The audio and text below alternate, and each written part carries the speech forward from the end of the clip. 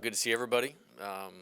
Excited to have the fall practice period wrapped up. I think it was very valuable for our team. Good transition, obviously coming off the national championship and setting our course, for this team and this year in 2024. Um, I learned a lot about our team. I feel like we're in a good spot to now turn the corner. They need to do a good job finishing up final exams and then move into this December period where they have to take a lot of individual ownership in their development. Feel like we have good plans, good paths for guys, and it's about time for them to get a little breather and come back ready to go in January. And really excited for the 2024 season and the challenges that's going to present. Hey, Coach, right up here up front. I know last year, you could pencil in Dylan Cruz and Trey Morgan, Jordan Thompson. Is there anybody that you've learned this fall that you'd be able to pencil in on the position side? And if not, what do you like about that challenge to figure out come springtime? Yeah, I think there's certainly some of that. I think when I think about from the position player side of it, the things that I feel great about at this point is I think it's harder to picture any program in the country have a better catching situation than we do. To have three players that all had significant playing time, on a national championship, Omaha caliber team and positively contributed to winning the way we did with Alex and Hayden and Brady. And all those guys are in a really good spot right now. I feel like there's a path and, a way for all of them to make a positive contribution, between Alex behind the plate with his defensive skills, improving offense, team leadership. I don't think you could overstate how important he was at the end of the season. They got hurt, so feel good about that. I think, kind of moving around the field, Jared Jones, good freshman season. I mean, to hit 300 and hit 14 home runs, going through the majority of the SEC schedule. We obviously kind of went in a different direction in the postseason with what we're doing, but really excited about him. Feel strongly that our players make their biggest jump between their first and second year in a program. I think he's primed to do that. Around the infield, Michael Braswell, as of today is clearly going to play shortstop. Like that's not even a conversation or a question. Probably one of the biggest highlights of the fall has been his development from day one. We changed everything offensively and feel like he's in a really good spot. He led our team in hitting, hit a few home runs. Tommy, obviously coming back at third. He missed the fall due to the shoulder surgery at the end of the World Series. I mean, immediately.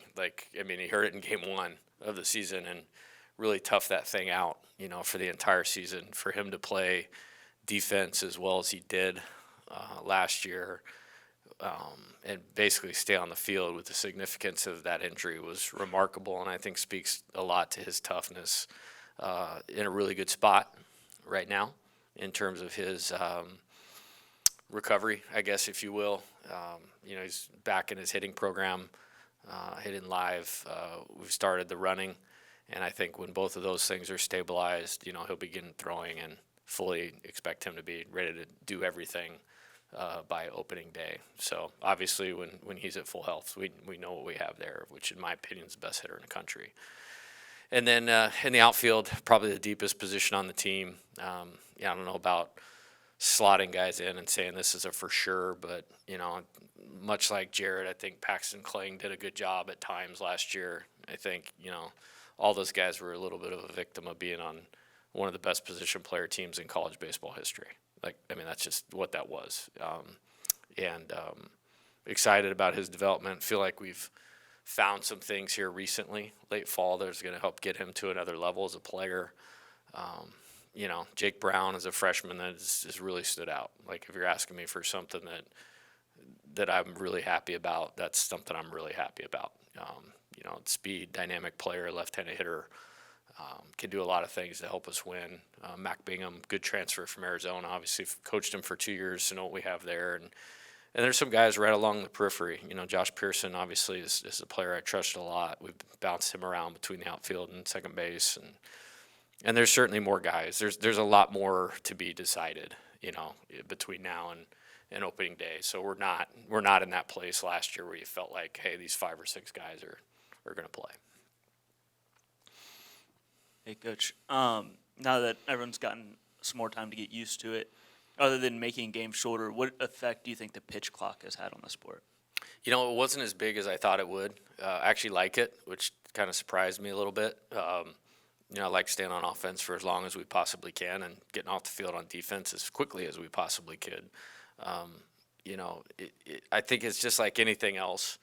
No matter what's off the field, on the field, recruiting rule, pace of play or game, just like tell me what we're dealing with, and then we need to prepare to use it to our advantage. And I actually kind of liked it, to be honest with you. I think our hitters got comfortable with it. We didn't penalize them this fall at all, but we had the clock running the last 2 weeks, and I thought we're kind of in tune with it a little better than I thought we would be. Now we will when we come back for the spring scrimmages. If you're not ready to go at the 10-second mark, strike, because I don't want that to carry over into a game or vice versa. But I think it's been a positive change. I'm sure the fans, would rather see us win than 2.5 hours than in 4, which I understand that. And we are much further along that line, and it's got a great fastball. Slider is good, pound in the zone, a lot of maturity. It's taken well with Coach Yeski. I think a couple of things have stood out to me the last couple of weeks when we were playing Louisiana Lafayette last Sunday.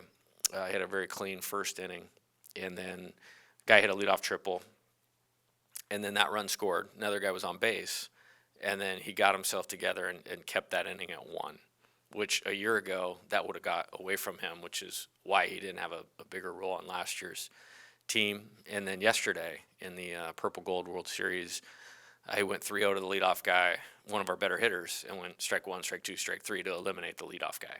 And I just think the poise is taking a jump. The usable talent of a 98 to 100 mile an hour fastball, we know what that can do. The slider's a good out pitch because people have to get started for the fastball. The strikes are there. He's definitely gonna pitch. Stop and acknowledge what those guys accomplished. Like the ring ceremony was awesome. Like for me, that kind of like, okay, we finally got to like actually celebrate that, and that was a phenomenal day. And so during that day, I wanted them to be totally engaged in that. But we have a lot of work to do. I don't think that was any issue, whatsoever. And, when we turn the corner, it's all 2024, from that point forward, because your absolute focus on the present is like, that's our deal. It's like right here, right now, all the time. And I'm looking forward to that.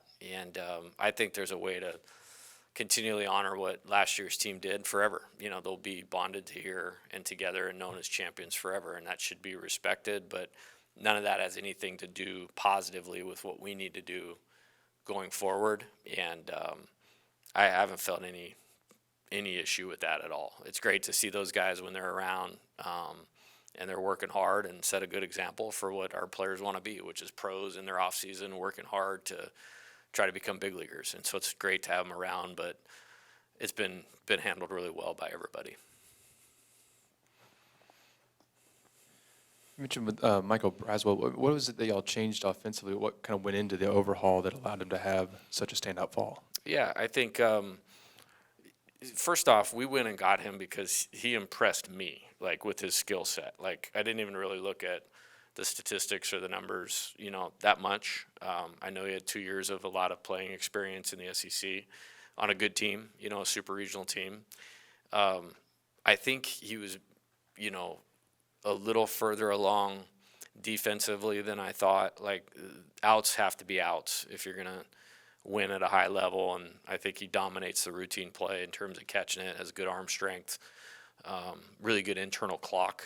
So that serves him well on a lot of different types of ground balls. Offensively, the first part was, tapping into opening up his body a little bit in terms of fast twitch, mobility, explosiveness. So there was a weight room component of that that Coach McMillan, our new strength coach, did a terrific job in helping him use his body better or open it up to be used better. And then he's working incredibly hard on, taking that advantage that he gained in the weight room, sequencing his swing of being in position, of using the lower half to get the bat to contact, and then connecting the bat and the upper body with his lower body and creating a lot more impact. And it's tightened his swing, which has tightened his strike zone. And so I think it's a really balanced attack offensive player between contact, ability to drive the ball a little bit more. I think he had 3 or 4 home runs on the fall. And then he was able to walk and manage his zone really well. So you put all that together, you have a really valuable player, which is why I'm as high on him and the impact he can have on our team. Hey, Coach, right here in the middle. Cameron Johnson's been impressive so far, including a 6 strikeout performance against UL Lafayette and during your guys' scrimmage. What have you seen from him so far, and what was your reaction when he decided to come to LSU instead of going to the majors? Up on him. He's doing a phenomenal job in school. He's doing a phenomenal job off the field. Kind of has a good synergy between that and getting on the mound and slowing things down and executing just the pitch in front of him. There's certainly pitching things that, like all our pitchers, he'll continue to work on and develop to add to his arsenal. But the talent is pretty special. But I think the mindset is really good. And, that was pretty dominating performance. I think he was Hayden threw somebody out trying to steal with 2 strikes, or he would have had 7 strikeouts in 2 innings, which you don't see that very often. But really happy that Cam's here. I think he does have some room to grow. I think he will grow. But at the same time, I trust him. I trust to get him on the mound early in important situations. Hey, Coach, I think the Alec Box is going to be 15 years old this year coming up. Some people say that's still brand new, but where are you at with the Alec Box experience? Obviously, I guess your team dictates that on the field more than anything, but do you look around at different things and say, hey, we can improve it with this, or, when you're LSU, you don't chase gimmicks and, cheap things to liven up the experience? Yeah, I think there's a lot of venues that are good in the SEC. I mean, we're just on a different planet, in terms of college baseball, and I'm proud to be on that planet. I think the separator for us is our fans. Our fans make it the best venue in college baseball, and very appreciative to their contribution in the regional and super regional last year. I mean, that was amazing. The super regional against Kentucky, Trey had a home run in the first inning, and that is easily the loudest I've ever heard that place. And, it was really awesome. So I think in terms of that, we'll always have that, and I'm thankful for that. I think in terms of updating, modernizing, I think if you don't pay attention, then you can get left behind in some areas. I think we have a lot of smart people working here that are on top of it. I think continuing to invest in it will be important. It's very clear, to them the things that I think are important that we need to do next. And that's all on player development and player amenity side, because that's my wheelhouse. And again, we have a lot of smart people for fan experience and those types of things, and our fans are the best. So I hope, they get treated best in terms of the venue. So, we're always on top of it, but they have a pretty clear picture about the things I want to do. It goes right here. As Kim Mulkey said, as the national champs, you're guaranteed to get everyone's best shot. Regardless if you guys are the favorites to win it all again or not, how do you guys respond to that extra amount of pressure? And, how do y'all avoid a championship hangover, which, we've seen teams suffer before? I think a couple things in terms of that is, baseball in nature is very different. And I had to answer this question the other day of, how does, the last 2 champs, I mean, they didn't even make the SEC tournament, let alone the NCAA tournament, and Mississippi State and Ole Miss. I think we're in the only league and the only sport that's possible, because I think it's the best competitive dynamic in all of college sports is baseball in the SEC. The other thing is you look at maybe why some of those things happen. And for me, to win a national championship right now in baseball, everything has to line up. You need future major league players, which we had. You need old players that really knew what they were doing. We had that. You need player development, We got that. We needed to recruit at a high level.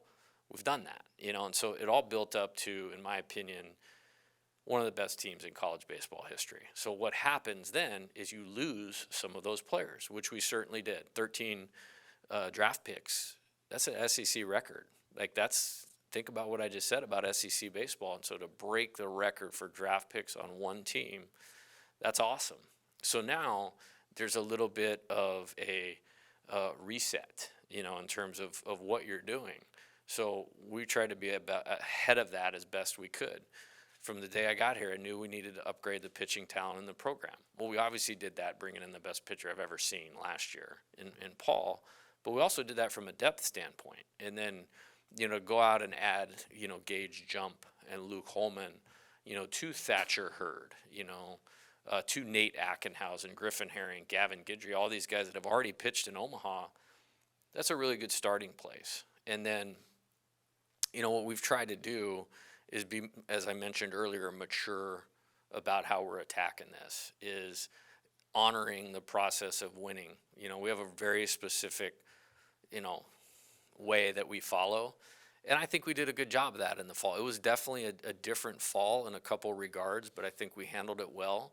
I think as a coaching staff, I think we have some good feel for our team right now and things that we need to do, that we need to guide them in the direction to do on their own.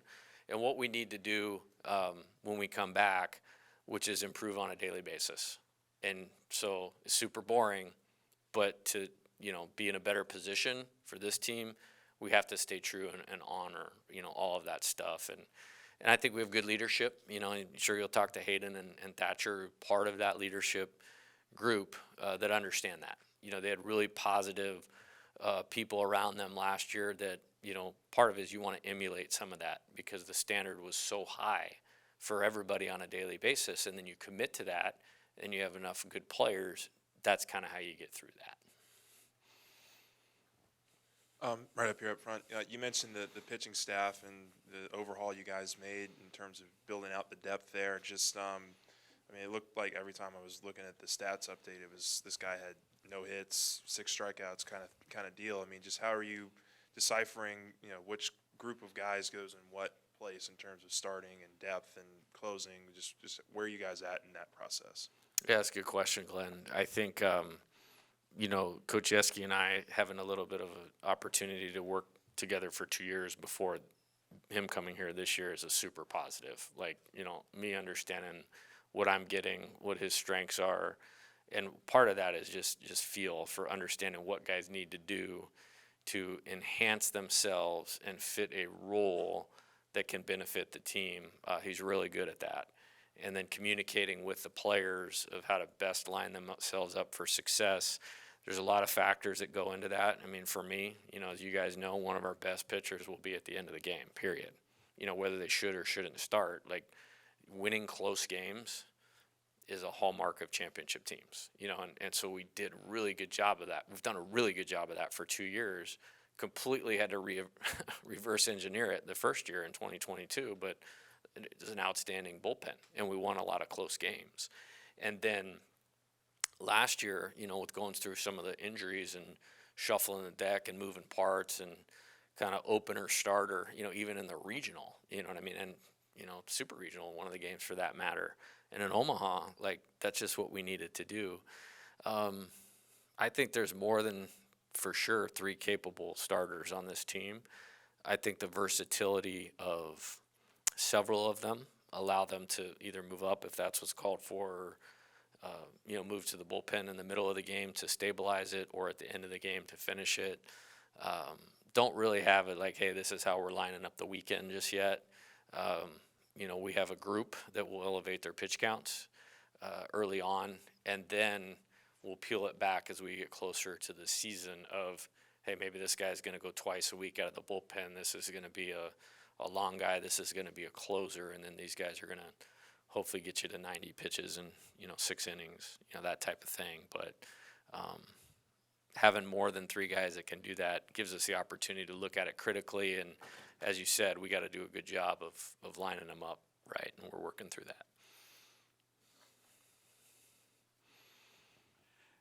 Despite losing a great pitcher like Skeens and guys like Cooper and stuff. Do you feel like this is a deeper pitching staff, or potentially can be a deeper pitching staff than last year? Yes and no, and what I mean by that is yes, and I'm very happy with what we have. Like it's there's going to be a fight for the ball in competitive innings. No question about that. Anything can happen. Like I said last year, I mean, Chase Shores goes down, Garrett Edwards goes down. That really hurt. At the time, and we had to spend some time shuffling the deck. And so maybe at the outset, similar depth. Deeper than where we were, by the middle of the year, for sure. But, yeah, I feel good about that. We really made it a priority to make sure we had competitive pitching, which allows you to be in games. And then you definitely have a chance at winning every game that you play. And really excited about the guys that are going to line up and feel like we can match up. In most games, we take the field from starting pitcher to the opponent's starting pitcher.